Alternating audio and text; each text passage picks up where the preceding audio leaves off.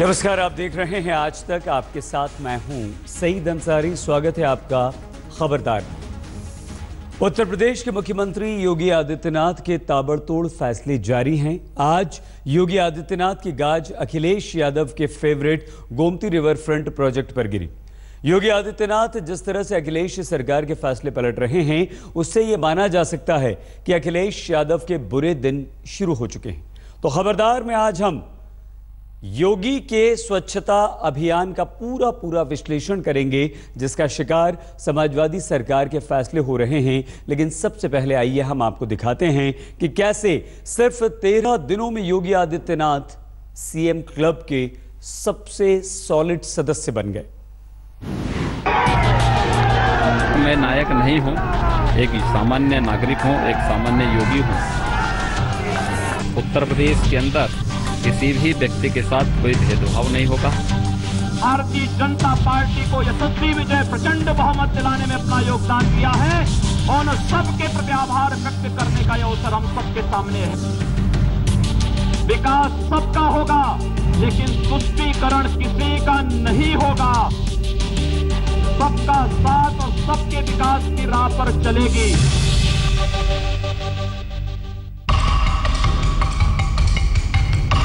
योगी आदित्यनाथ ने दिखा दिया है कि छाप छोड़ने के लिए 13 दिन कम नहीं होते।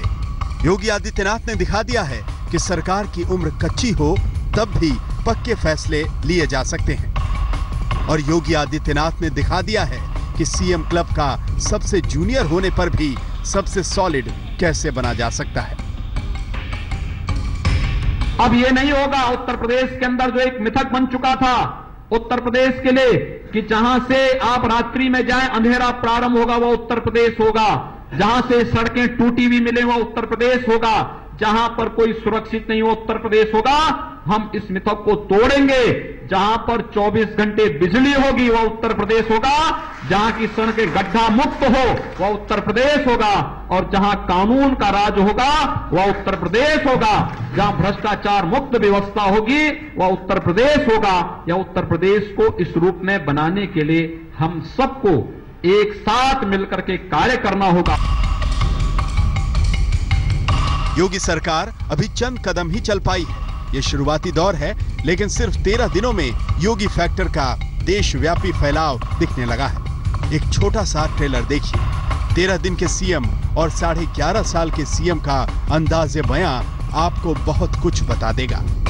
हम लोगों ने कह दिया है, सत्ता के संरक्षण में पल रहे गुंडे, माफिया, अपराधी, लुटेरे, ये सब के सब मेहरबानी करके तो उत्तर प्रदेश छोड़ करके चले जाएं, और अगर उत्तर प्रदेश में रहेंगे तो फिर उनके लिए 2 जगह होंगी। मुझे लगता है उस जगह कोई भी नहीं जाना चाहेगा, और उसके बारे में वो तय कर लें क्या होना है। मैं खुलेआम कह रहा हूं, किसी अपराधी को मत छोड़ना। सबक सिखा दो, धूल में मिला दो। ये समाज के दुश्मन, देश के दुश्मन, लोगों की जिंदगी से खिलवाड़ करने वाले, लोगों की संपत्ति लूटने वाले, माताओं बहनों से दुर्व्यवहार करने वाले, ये माफी के योग्य नहीं है। योगी के मुद्दे, योगी का अंदाज, योगी का कामकाज बीजेपी के दूसरे मुख्यमंत्रियों के लिए शायद ये मिसाल बन रहे हैं। ये योगी का गवर्नेंस पैटर्न है जो दूसरे राज्यों को भी भाने लगा है। योगी लकीर खींच रहे हैं और उस लकीर का विस्तार दूसरे राज्यों तक दिख रहा है। कुछ तथ्यों पर गौर करिए। यूपी की तर्ज पर राजस्थान में अवैध बूचड़खानों पर तालाबंदी का फरमान जारी कर दिया गया है। 1 अप्रैल से लाइसेंसधारी दुकानों में ही मीट बेचने के सरकारी आदेश पर अमल शुरू हो चुका है। राजस्थान में मीट की दुकानों में जानवरों को मारने पर भी रोक लगा दी गई है। सिर्फ सरकारी स्लॉटर हाउस में जानवरों को मारा जा सकता है। यूपी में योगी की राजनीतिक उदय के बाद ही गुजरात में अब तक का सबसे सख्त गो रक्षा कानून विधानसभा में पारित हुआ है। गुजरात में गो हत्या पर आजीवन उम्र कैद वाला कानून अब अमल में आ गया है। यूपी की तर्ज पर मध्य प्रदेश में भी एंटी रोमियो कानून बनाने पर विचार हो रहा है। शिवराज सिंह चौहान खुद इसका संकेत दे रहे हैं। ये जो मजनू टाइप लोग होते हैं, इनको सबक सिखाना जरूरी है। ये दूसरों की इज्जत से खेलता है। कई बार मन में तकलीफ होती है कि कोई बेटी इतनी आतंकित हो जाए कि वो डर के मारे आत्महत्या कर ले। ये सभ्य समाज के लिए शर्म की बात है। मध्य प्रदेश में शिवराज सरकार अपराधियों पर लगाम कसने में एक कदम और आगे बढ़ गई है। वहां नाबालिगों से रेप करने पर फांसी का कानून बन रहा है। महिला अपराधों के मामले में मैं चिंतित हूं। ऐसे नरपिशाच पैदा हो गए हैं कि मासूम बेटियों के साथ भी दुराचार करते हैं।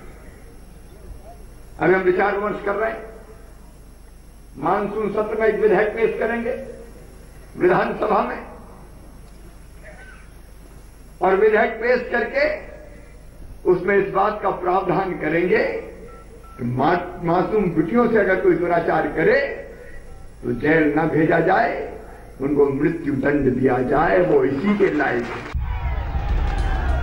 तो सवाल यह है कि क्या योगी आदित्यनाथ के सत्ता में आने से गवर्नेंस का फोकस उन मुद्दों की तरफ मुड़ गया है जो पहले हाशिए पर थे और नजरअंदाज होते रहे थे।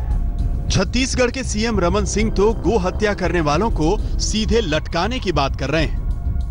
छत्तीसगढ़ की कई योजनाओं को उत्तर प्रदेश ने अडॉप्ट किया है, तो क्या छत्तीसगढ़ में भी गौवध के लिए कोई नया कानून बनने वाला है? छत्तीसगढ़ में ऐसी कहाँ गौवध हो रहा है? नहीं, ऐसा कोई कानून हो रहा है क्या? नहीं, जानकारी नहीं है। आज तक पिछले 15 साल में किसी गौ को मारा है? मतलब कोई कानून जरूरत मारेगा उसको लटका देंगे।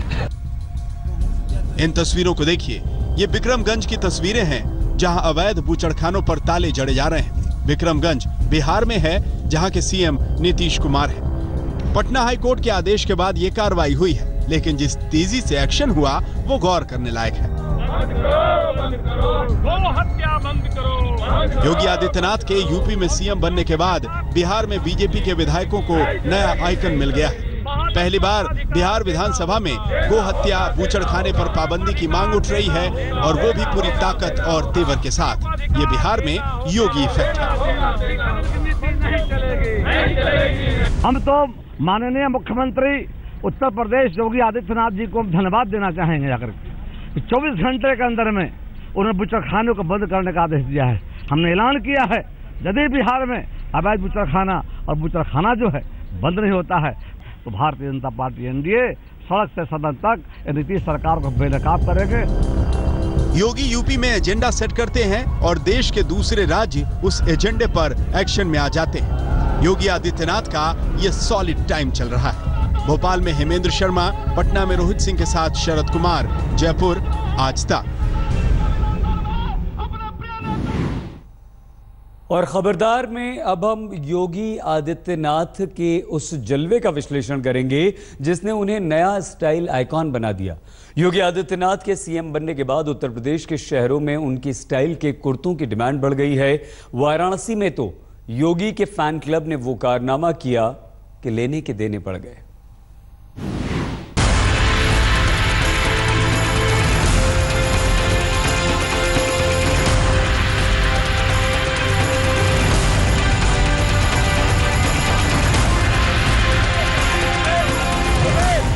ये योगी आदित्यनाथ के बम्पर ब्रांड वैल्यू का असर है कि एक शख्स योगी के वेश में वाराणसी की सड़कों पर यूं उतर आया कि लोग असली नकली में फर्क ही भूल गए।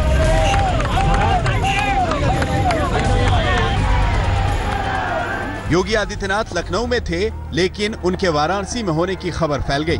ठीक उनकी स्टाइल में एक शख्स कार में सवार होकर पूरे लाव लश्कर के साथ वाराणसी में नजर आया। मुंडा सिर, चेहरे पर चश्मा, लाल बत्ती वाली गाड़ी, ब्लैक कैट कमांडो, काफिला एक दो नहीं बल्कि पूरी 7 गाड़ियों से गुलजार था।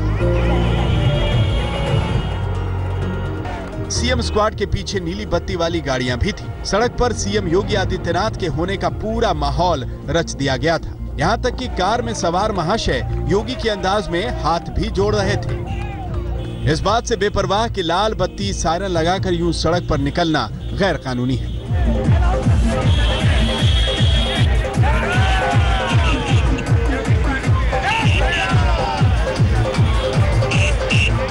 योगी जी पहले एक मुख्यमंत्री थे कि वो थाने परिसर के अंदर चले गए और वहाँ पर जाके उन्होंने सबका साथ सबका विकास की बात किया, और उसके बाद वहाँ की साफ सफाई और इस पर जो है एक चर्चा की। उससे प्रेरित होकर अति उत्साहित कुछ बच्चों ने एक लाग निकाला योगी जी के ऊपर। क्योंकि योगी जी मुख्यमंत्री हैं, वो लाल बत्ती पर चलते हैं, उनको इस चीज़ की बहुत जानकारी नहीं थी। वो जब रोड तक आए हैं, वहाँ हम लोगों ने, जो हम लोगों के जो बड़े लोग थे, वहाँ पर हम लोगों ने उनको रोका। हमने कहा कि देखिए, ये लाल बत्ती और नीली बत्ती का इस्तेमाल कानूनन उल्लंघन है, आप लोग इसको उतार लीजिए, और उन्होंने उसको उतार लिया। योगी आदित्यनाथ देश के पहले गेरुआधारी सीएम हैं। ड्रेस के नाम पर आधी लपेटी धोती और गेरुए रंग का कुर्ता, यानी कि उनके पहनावे में अपील जैसी कोई बात नहीं जो पीएम मोदी के पहनावे में है। लेकिन आदित्यनाथ के अंदाज ने सन्यासी की पोशाक को भी फैशन सिंबल बना दिया है। योगी मार्का कुर्ते की बाजार में धूम मची है। ये इस तरह का जोगिया कुर्ता, चूंकि जोगिया एक शौर्य का प्रतीक भी है और केसरिया भारतीय संस्कृति का प्रतीक है, और हमारे उत्तर प्रदेश के मुख्यमंत्री भी जोगिया कलर में रहते हैं, तो हुआ कि रंगों का प्रयोग अब जो करिए जोगिया ही हो, और कुर्ता जोगिया में योगी टाइप का हो। योगी आदित्यनाथ की आसमान चढ़ती लोकप्रियता से गोरखधाम की भी डिमांड बढ़ गई है। खुद योगी अब लखनऊ में हैं, लेकिन उनके इस दरबार में फरियादियों की संख्या पहले से बढ़ गई है। फरियाद यही है कि मैं मतलब महाराज जी से मिलना चाहता हूँ, और मेरे मम्मी का जो है हार्ट अटैक आया है, और मैं अपने पिताजी का यहाँ पे स्थानांतरण करवाना चाहता हूँ गोरखपुर में, ताकि वो घर पे रह के मम्मी का देख रेख कर सकें। मैं माँ बाप का इकलौता हूँ, देश सेवा में कश्मीर में लगा हुआ हूँ। मेरे ना मकान है ना मेरे बच्चे बेरोजगार है, मैं बीमार हूँ। मैं यहाँ बीमारी में ही आई हूँ इतनी दूर चल के, कि मैं यहाँ की आस जगी थोड़ी सी, तो इसलिए हम यहाँ आए। 3 बजे भोजन करता हूँ, 3 बजे, इसके बाद थोड़ा नरम होता है तो फिर चलता है 9:30 बजे रात तक। ज़्यादा काम कहाँ का आता है? हर तरह का, मतलब स्थानीय ज़्यादा? हाँ, स्थानीय ज़्यादा, मेरे स्थानीय मतलब हर जनपद के है, जो 10-5 जनपद है जो आसानी से गोरखपुर आ जा रहे हैं, वो ज़्यादा है। ये योगी आदित्यनाथ की लोकप्रियता का गोल्डन पीरियड है। उनके बयानों से लेकर उनके वेशभूषा तक सब कुछ डिमांड में है। आज तक ब्यूरो। योगी आदित्यनाथ जितनी तेजी से नए फैसले कर रहे हैं, उतनी ही तेजी से अखिलेश सरकार के फैसलों की कब्र भी खोद रहे हैं। योगी आदित्यनाथ ने उत्तर प्रदेश को समाजवादी शब्द से मुक्ति दिलाने का अभियान सा ऐसा लग रहा है छेड़ रखा है। तमाम पुरानी योजनाओं से समाजवादी शब्द हटाए जा रहे हैं, उनकी रीपैकेजिंग की जा रही है।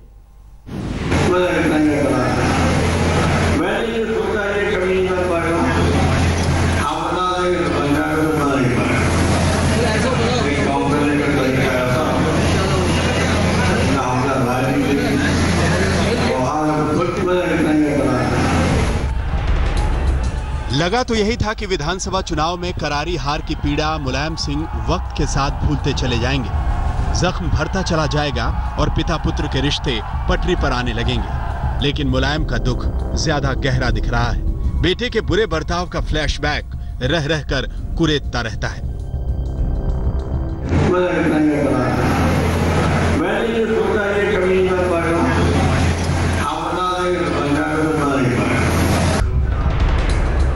तो मुलायम के इस बयान से यह साफ हुआ कि वो अखिलेश को इतनी जल्दी माफी देने के मूड में नहीं है। न मुलायम, न शिवपाल, न मुलायम की दूसरी पत्नी साधना गुप्ता से अखिलेश के रिश्ते जल्दी ठीक होते दिख रहे हैं। अपर्णा यादव और उनके पति प्रतीक यादव की समाजवादी गौशाला में योगी आदित्यनाथ का स्वागत सत्कार का भी यही संदेश है कि सलाम उगते सूरज का ही होना है। बतौर मुख्यमंत्री आप किस तरीके से देखने पसंद करते हैं? गौशाला में आए हैं, यहाँ उन्होंने निरीक्षण किया है, यहाँ उन्होंने पूरा चीज़ देखा, खुश हुए, वो मुझे बहुत अच्छा लगा। और मुझे पर्सनली ह्यूमैनिटी के तौर पे बहुत अच्छा लगा कि उन्होंने जब खुद अपने हाथ से गायों को खाना खिलाया, ये बहुत बड़ी बात है। ये उस परिवार का हाल है जहाँ योगी आदित्यनाथ की तारीफ हो रही है। उधर योगी अखिलेश सरकार के कामकाज के खिलाफ स्वच्छता मिशन चलाने पर आमादा दिख रहे हैं। सत्ता के सभी पुराने रंग तेजी से उतारे जा रहे हैं। सरकारी योजनाओं से समाजवादी शब्द की विदाई शुरू हो गई है। सरकारी एम्बुलेंस से समाजवादी शब्द को हटाया जाएगा। अखिलेश की फोटो वाले 3 करोड़ राशन कार्ड वापस होंगे। बुजुर्गों के लिए चलाई जाने वाली समाजवादी श्रवण यात्रा भी सिर्फ श्रवण यात्रा रह जाएगी। डिंपल यादव की अगुवाई में बने राज्य पोषण मिशन को भंग कर दिया गया है। ये योजना राज्य की कुपोषित महिलाओं और बच्चों की पहचान के लिए चलाई जा रही थी। सरकारी स्कूल बैग से अखिलेश यादव की तस्वीरें भी हटाई जा रही हैं। लेकिन अखिलेश के लिए सबसे बुरी खबर यह है कि योगी सरकार की टेढ़ी नजरों के दायरे में उनका ड्रीम प्रोजेक्ट भी आ गया है। योगी ने लखनऊ के गोमती रिवर फ्रंट प्रोजेक्ट की न्यायिक जांच के आदेश दे दिए हैं। 45 दिनों में जांच की डेडलाइन भी तय कर दी गई है। आज का जो प्रकरण है उसमें ये बात साफ है कि ट्रीटेड वाटर ही गोमती में जाएगा और उसके लिए व्यवस्था की जा रही है और साथ साथ अभी तक जो पैसा खर्च हुआ है उसकी जांच होगी। सरकारी पैसा है, अगर वो किसी प्रकार से उसका दुरुपयोग हुआ तो उसकी जांच जरूर होगी। देश में सत्ता बदलने का ये स्वाभाविक नियम है जिसमें पिछली सरकारों की योजनाओं के नाम बदल दिए जाते हैं, योजनाएं खत्म कर दी जाती हैं या नेताओं के चेहरे पार्टी के नाम से जुड़े शब्दों में पलीता लगा दिया जाता है। योगी सरकार भी पुरानी लाइन पर चल रही है। शिवपूजन झा के साथ कुमार अभिषेक, लखनऊ, आज तक। ईवीएम में गड़बड़ी की फाइल आज एक बार फिर से खुल गई। मध्य प्रदेश के भिंड में एक डेमो के दौरान कुछ ऐसा वाकया हुआ जिससे ईवीएम की निष्पक्षता पर नए सवाल उठे। अरविंद केजरीवाल ने इसकी शिकायत चुनाव आयोग से कर दी है।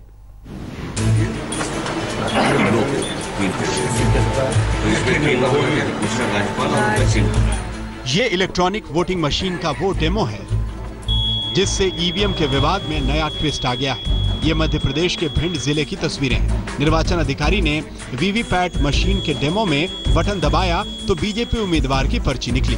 ये संयोग की बात भी हो सकती है, लेकिन मामला संजीदा हो गया।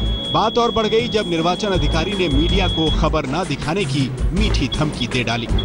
अभी हमने साथ दबा दिया, कुछ नहीं प्रेस में ऐसा होता है तो फिर आपको हम थाने में बिठाएंगे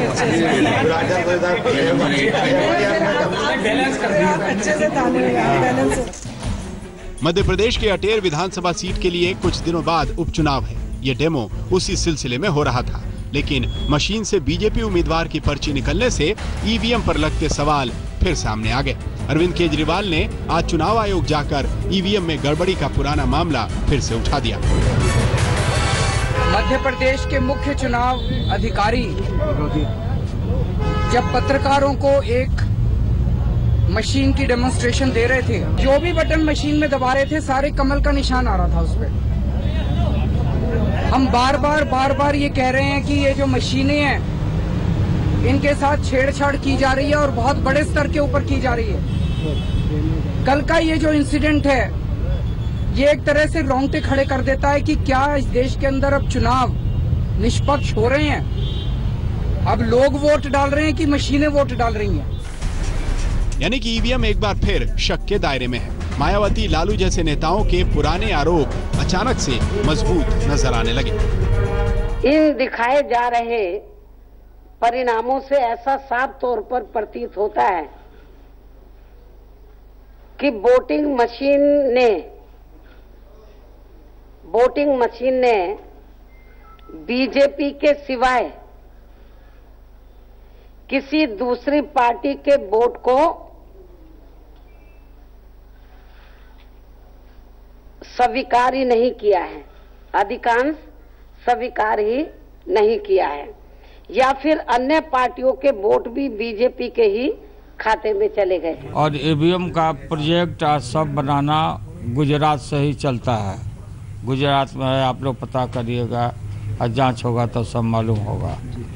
तो ईवीएम का वहाँ से चलता है जो प्रोजेक्ट वगैरह सब, कहाँ क्या फिक्स करना है, क्या उसके अलाइनमेंट में कहाँ क्या कोई चेंज कर देता है। चूँकि कहीं कहीं इतना भारी अंतर हम जो देख रहे हैं, और हम लोग भी घूमे थे, जो पब्लिक का रुझान भी हमने देखा था।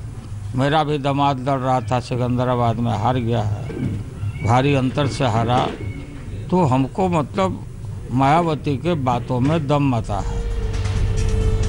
चुनाव आयोग ने ईवीएम की साख पर उठ रहे सवालों को संजीदगी से लिया है। भिंड के डीएम और एसपी को हटा दिया गया है। चुनाव आयोग के सूत्रों के द्वारा यह भी कहा जा रहा है कि जिस मशीन का डेमो हुआ उसमें पहले से तकनीकी खराबी थी। हालांकि डेमो करने वाली निर्वाचन पदाधिकारी ईवीएम को क्लीन चिट दे रही हैं। उनको जो समझाई दी जा रही थी, ये जो वीवीपैट की वो भी बहुत सौहार्दपूर्ण तरीके में हुआ था। जो आपने वो वीडियो देखा उसमें भी उनको यही समझाया जा रहा था कि प्रोसीजर ये है कि यदि अगर कोई आदमी एक्स को वोट डालता है और उसको लगता है कि एक्स का ही प्रिंट निकल रहा है वीवीपैट से तो ठीक है, परंतु अगर कोई व्यक्ति ये आरोप लगाता है कि मैंने एक्स को वोट डाला परंतु एक्स का प्रिंट नहीं निकला, वाई का जेड का प्रिंट निकला, तो इसमें एक प्रोसीजर है, फॉर्म्स है। ईवीएम के दोषपूर्ण होने पर सियासी तकरार के बीच जनता के लिए ये जानना जरूरी है कि आखिर सच क्या है। ये चुनाव की पारदर्शिता और लोकतंत्र की मजबूती के लिए भी बेहद जरूरी है। भिंड से हेमंत शर्मा के साथ हिमांशु मिश्रा, दिल्ली आज तक। दिल्ली में केंद्रीय मंत्री भी सुरक्षित नहीं है। मोदी कैबिनेट में कपड़ा मंत्री स्मृति ईरानी का आज शाम दिल्ली में कुछ युवकों ने पीछा किया। केंद्रीय मंत्री की कार को ओवरटेक करने की कोशिश की गई। केंद्रीय मंत्री स्मृति ईरानी ने खुद इस मामले की जानकारी दिल्ली पुलिस के पीसीआर को दी। पुलिस ने 4 लड़कों को हिरासत में लेकर पूछताछ शुरू कर दी है। चारों लड़के दिल्ली यूनिवर्सिटी के छात्र हैं। इस वक्त मैं दिल्ली के चाणक्यपुरी थाने में हूं और यहीं पर उन 4 लड़कों को पुलिस ने हिरासत में लिया है, उससे पूछताछ की जा रही है। दरअसल मामला यह है कि केंद्रीय मंत्री स्मृति ईरानी ने आरोप लगाया है कि जब वो एयरपोर्ट के पास से आ रही थी तभी 4 लड़कों ने उनकी सरकारी कार का पीछा किया और उसके बाद उनका पीछा किया। उसके बाद जो है जो स्मृति ईरानी थी उन्होंने बकायदा कार को चेस किया और उसके बाद आप देख पा रहे हैं यहाँ पर जो पुलिस है वो यहाँ पर मौजूद है। जो 4 लड़के थे उन्होंने बकायदा जो स्मृति ईरानी की जो सरकारी कार थी उसका पीछा किया। उसके बाद स्मृति ईरानी ने बकायदा कार ओवरटेक किया और जो 4 लड़के थे उनको पकड़ा। उसके बाद चाणक्यपुरी थाने में यहाँ पर ले आई। आप देख पा रहे हैं यहाँ पर काफी गहमा गहमी है। फिलहाल 4 लड़कों से पूछताछ यहाँ पर की जा रही है। जो दिल्ली पुलिस के बड़े अधिकारी हैं उन्होंने कंफर्म किया है कि स्मृति ईरानी ने बकायदा इस बात की शिकायत, लिखित शिकायत दी है। पुलिस फिलहाल इस थाने के अंदर आप देख पा रहे हैं, यहाँ थाने के अंदर उन 4 लड़कों से पूछताछ की जा रही है। जो पुलिस के अधिकारी हैं उनका कहना है कि जो 4 लड़के हैं वो दिल्ली यूनिवर्सिटी के छात्र हैं, उनका मेडिकल कराया गया है। फिलहाल पुलिस कार्रवाई कर रही है और कानूनी राय ले रही है कि इस मामले में किस तरह की धाराएं बनती हैं और पुलिस के जो बड़े अधिकारी बता रहे हैं कि कुछ देर में मुकदमा दर्ज हो सकता है। कैमरामैन योगेंद्र के साथ अरविंद ओझा, दिल्ली आज तक। कल से जम्मू से श्रीनगर का रास्ता 2 घंटे कम हो जाएगा, यानी हिंदुस्तान की जन्नत जम्मू से करीब आ जाएगी। अब आप ये सोच रहे होंगे कि आखिर ये संभव कैसे हुआ। दोस्तों, ये मुमकिन हुआ है हिमालय का सीना चीरकर। दरअसल जम्मू श्रीनगर हाईवे पर चेनानी और नाशरी के बीच बनाई गई है हिमालय की सबसे लंबी सुरंग, जो हिंदुस्तान की भी सबसे लंबी सुरंग है। इस सुरंग का उद्घाटन कल दोपहर प्रधानमंत्री नरेंद्र मोदी करेंगे। हिंदुस्तान की सबसे लंबी सुरंग से 30 किलोमीटर सिमट गया हिमालय।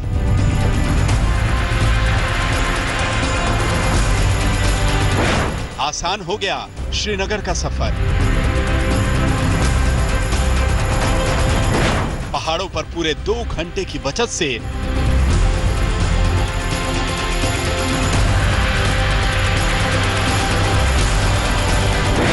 बेहद करीब आ गई कश्मीर घाटी।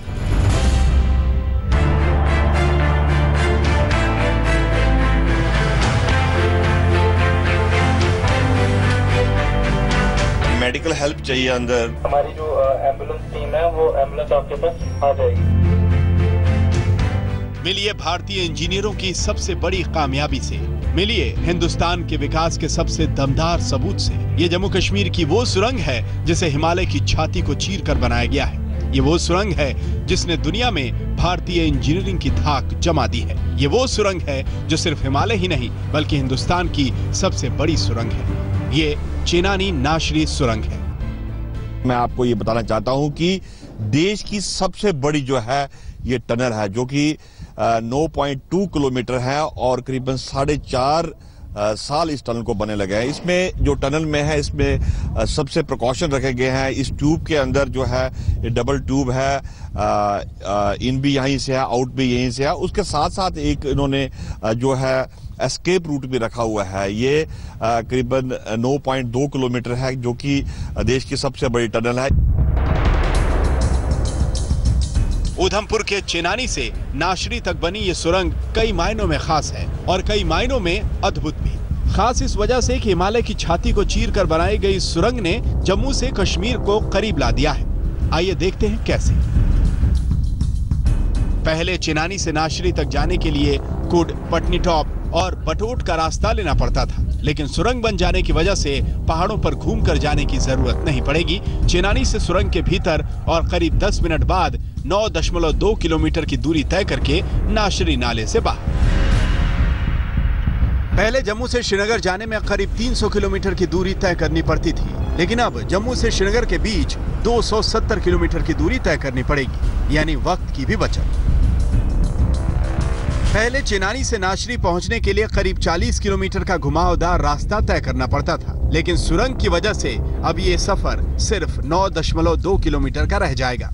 पहले चेनानी से नाशरी तक पहुंचने में करीब 2.5 घंटे का वक्त लगता था, लेकिन अब चेनानी से नाशरी के बीच की दूरी करीब 15 मिनट में तय की जा सकेगी, यानी 2 घंटे की बचत। इतना ही नहीं, सुरंग के सफर से चेनानी और नाशरी के बीच हर रोज करीब 27 लाख लीटर ईंधन की बचत होगी।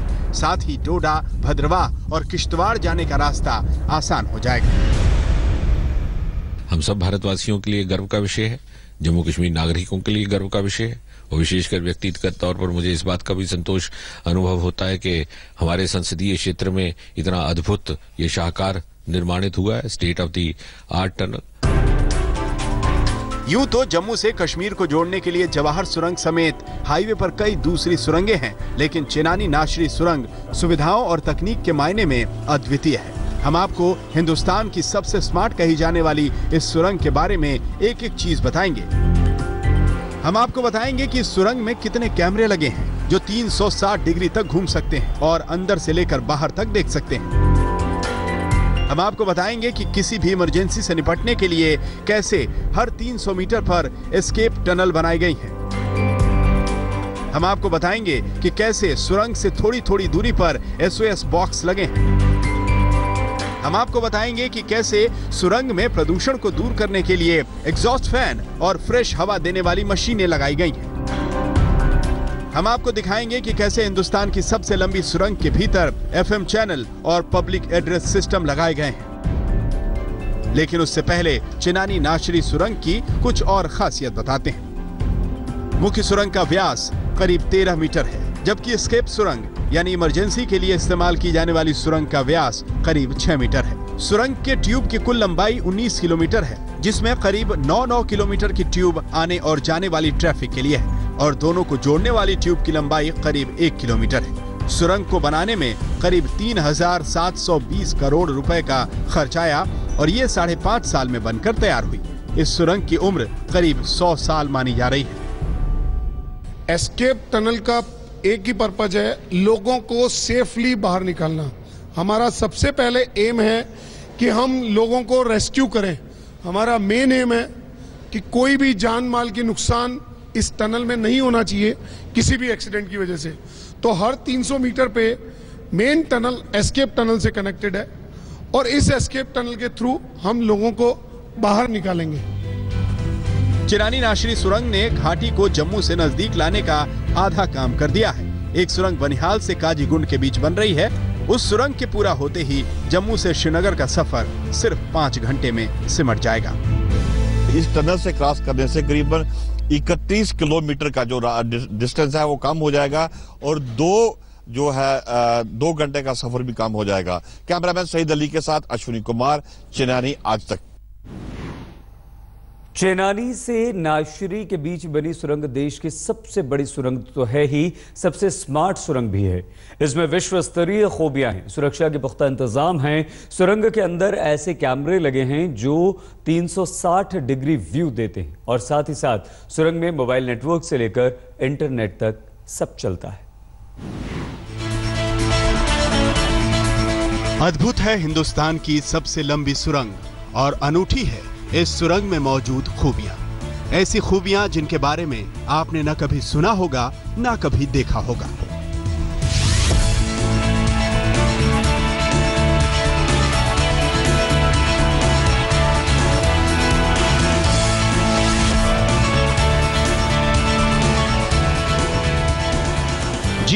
अगर चेनानी नाशरी सुरंग को देश की सबसे इंटेलिजेंट और सबसे स्मार्ट सुरंग कहा जा रहा है तो इसके पीछे वजह है।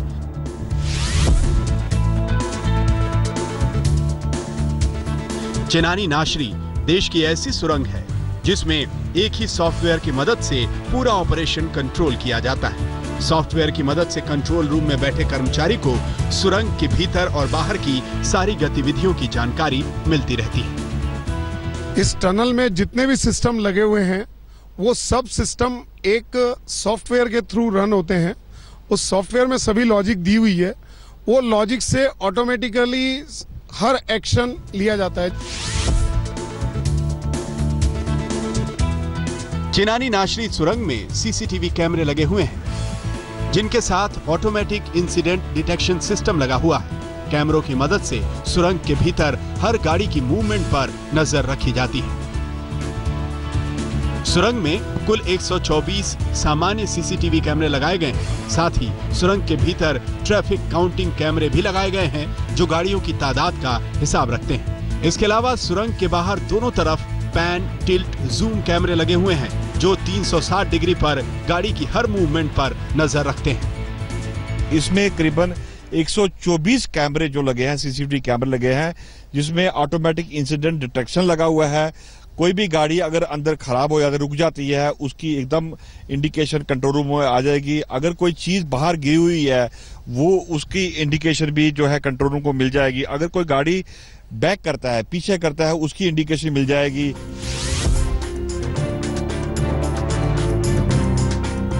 चेनानी नाशरी में करीब 10 किलोमीटर लंबी सुरंग में आप खास एफएम फ्रीक्वेंसी पर गाने सुन सकते हैं। सुरंग में एंट्री से पहले वो खास फ्रीक्वेंसी सेट करना आपके लिए फायदेमंद होगा क्योंकि किसी भी इमरजेंसी की हालत में उस एफएम पर आपको जरूरी सूचना दी जाएगी।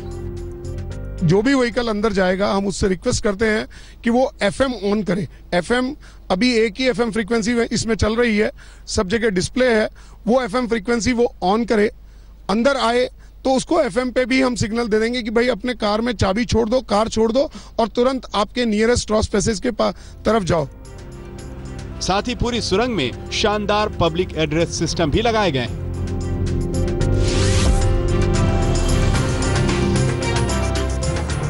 अमूमन सुरंग में मोबाइल नेटवर्क काम नहीं करता, लेकिन दिलचस्प ये है कि चेनानी नाशरी सुरंग में मोबाइल भी काम करेगा और इंटरनेट भी। कई मोबाइल कंपनियों ने इसका खास ध्यान रखा है, यानी पूरे सफर में आप दुनिया से कटेंगे नहीं। 9.2 किलोमीटर जो टनल है उसके अंदर जो है आपके मोबाइल चलेंगे, उसके साथ साथ वाईफाई सिस्टम होगा, पब्लिक एड्रेस सिस्टम होगा।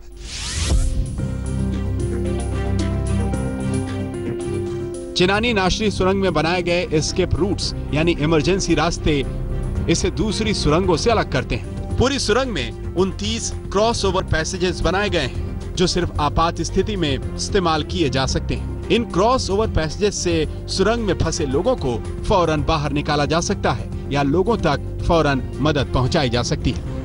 कोई भी अगर कुछ प्रॉब्लम होती है तो पब्लिक एड्रेस सिस्टम में अनाउंसमेंट होगी और साथ में एस्केप रूट्स भी होंगे। हिंदुस्तान की सबसे लंबी सुरंग को तैयार करने में करीब 5 साल का वक्त लगा, लेकिन दिलचस्प ये है कि इन 5 सालों में हिमालय का एक भी पेड़ नहीं कटा है। इतना ही नहीं, ज्यादातर स्थानीय लोगों को ट्रेनिंग देकर सुरंग के काम में लगाया गया।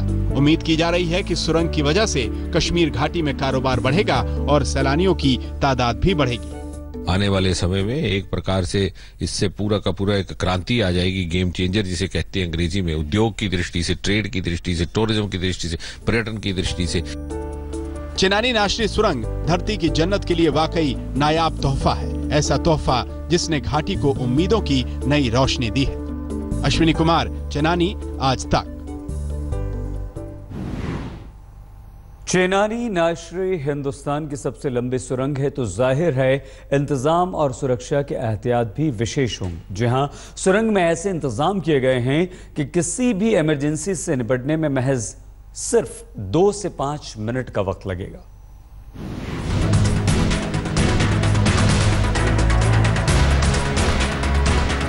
एक नहीं, 2 नहीं, बल्कि सुरंग में पूरे 9.2 किलोमीटर।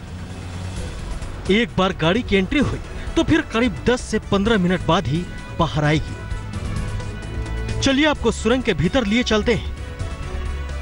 अब मैं आपको ले चलता हूं जो चिनैनी नाशी टनल है उसके अंदर ले चलता हूं कि किस तरह की टनल है। आपको हम बताएंगे कि किस तरह की मूवमेंट है। आप देखिए कि अंदर का जो है नज़ारा आपको दिखा रहे हैं और किस तरह से जो है कितनी साफ सुथरी टनल है और अंदर जो है एयर वेंटिलेशन है, पूरा जो एग्जॉस्ट है उसके लिए जो उन्होंने पूरा अरेंजमेंट किया हुआ है।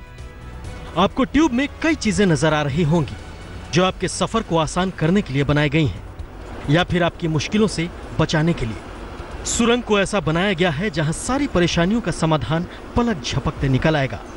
सबसे पहले आपको यह बताते हैं कि अगर कोई दुर्घटना हो गई तो क्या होगा। जैसे ही कोई हादसा होगा, सुरंग में लगा automatic software system control room को उसकी इत्तला दे देगा और कंट्रोल रूम से निर्देश जारी किए जाने लगेंगे। पब्लिक एड्रेस सिस्टम पर या फिर एफएम पर आपको निर्देश दिए जाएंगे कि आप एस्केप टनल की ओर बढ़ें।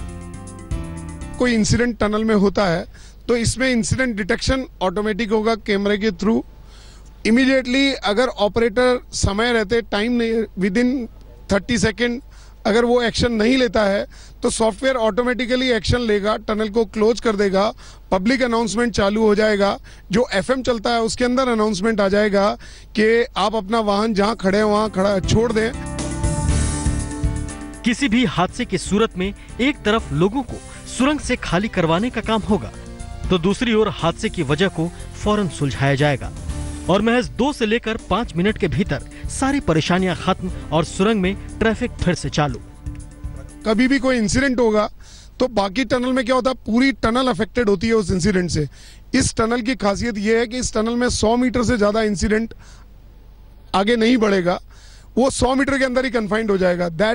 तो उससे क्या होता है, ह्यूमन लाइफ सेव होती है, टनल में ऑब्स्ट्रक्शन मिनिमम होता है।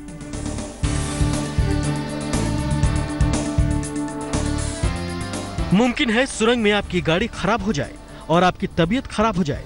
इन सारे हालातों से निपटने के लिए सुरंग में हर 150 मीटर की दूरी पर SOS बॉक्स बनाए गए हैं जिसके भीतर घुसते ही आपके कानों में अपने आप मदद की आवाज पहुंचने लगेगी। मैं आज तक से बोल रहा हूं, यहाँ पर मेडिकल हेल्प चाहिए अंदर, तो कितने टाइम में जो है मेडिकल हेल्प मिल पाएगी अंदर? जी सर, 5 मिनट्स में आपको मेडिकल सर्विस मिल जाएगी। आपको सर वहाँ पे 3 बटन दिख रहे होंगे, आप हमें उन बटन मेडिकल का प्रेस करेंगे, हमें यहाँ पे आपकी लोकेशन पता चल जाएगी, आप कहाँ से किस लोकेशन पे हैं, किस क्रॉस पैसेज के अक्रॉस है, तो हम तुरंत यहाँ पे 1 to 5 मिनट हमारी टीम रेडी है, तो हम वहाँ पे आपको मेडिकल सर्विस प्रोवाइड कर पाएंगे। SOS कॉल बॉक्स में जाए, वहाँ पे सामान रखा हुआ है, वो जो इमीडिएट रिक्वायरमेंट होती है आदमी की। सपोज कार में फंस गया है तो इमीडिएटली अंदर पिक 100 रखा हुआ है, वो कार में या क्राउलर बाहर रखी हुई है, वो कार में उसके शीशे को तोड़ सकता है और बाहर निकाल सकता है जो भी अंदर फंस गए हैं। इसके अलावा वहाँ फर्स्ट एड बॉक्स रखा हुआ है। इसके अलावा जैसे ही डोर खुलेगा SOS कॉल बॉक्स का, वो डोर खोलेगा, कंट्रोल रूम से इमीडिएटली उसको मैसेज मिल जाएगा, कंट्रोल रूम वाला उससे बात कर सकता है, उसको देख सकता है, वो कंट्रोल रूम वाले की बात सुन सकता है। ज्यादा गाड़ियां होने की वजह से सुरंग में प्रदूषण का भी खतरा पैदा होगा। कार्बन मोनोऑक्साइड का स्तर बढ़ा तो कम दिखने की समस्या भी होगी। यूं तो सुरंग में रोशनी के पर्याप्त इंतजाम किए गए हैं, लेकिन प्रदूषण के हालात में ड्राइवर को कम दिखने से परेशानी होगी। इस हालात से निपटने के लिए सुरंग में खास इंतजाम किए गए हैं। जैसे ही प्रदूषण का स्तर बढ़ेगा, सुरंग में लगा अत्याधुनिक सेंसर कंट्रोल रूम को अलर्ट कर देगा। फिर फ्रेश एयर वाली मशीन, प्रदूषित हवा निकालने के लिए लगाए गए एग्जॉस्ट फैन ऑन हो जाएंगे। मिनटों में सारा प्रदूषण खत्म। दिलचस्प ये कि मेन ट्यूब में हर 8 मीटर पर फ्रेश एयर इनलेट लगाए गए हैं जो बाहर की ताजी हवा को अंदर लाती है। साथ ही हर 100 मीटर में एग्जॉस्ट फैन लगाए गए हैं जो प्रदूषित हवा को बाहर फेंकते हैं। क्योंकि टनल आपने जमीन के नीचे बनाई है तो एक भी पेड़ नहीं काटा, तो वो आपने सेव कर लिया। वेंटिलेशन सिस्टम में ये फगोड़ा शाफ्ट लगा हुआ है, तो फगोड़ा शाफ्ट एयर को जो बाहर भेज रहा है उसको स्क्रीन करके भेज रहा है। बाहर जो एयर जा रही है वो भी स्क्रीन होके जा रही है, वो भी प्योर होकर के जा रही है। तो एक तरह से एनवायरनमेंट को तो ये फायदा ही फायदा है। इन सब के अलावा चिनानी नाशरी सुरंग के लिए ढेरों एहतियाती कदम तय किए गए हैं। जैसे केमिकल और गैस की गाड़ियों को एंट्री नहीं दी जाएगी। आप कह सकते हैं कि चिनानी नाशरी सुरंग वाकई देश की सबसे स्मार्ट और इंटेलिजेंट सुरंग है। अश्वनी कुमार, चिनानी, आज तक। कल दोपहर करीब 3 बजे प्रधानमंत्री नरेंद्र मोदी चैनानी नाशरी सुरंग का उद्घाटन करेंगे, लेकिन कश्मीर घाटी के पीएम के जम्मू कश्मीर दौरे और सुरंग उद्घाटन के कार्यक्रम का विरोध भी हो रहा है। साथ ही साथ अलगाववादियों ने बंद का आह्वान भी कर दिया है।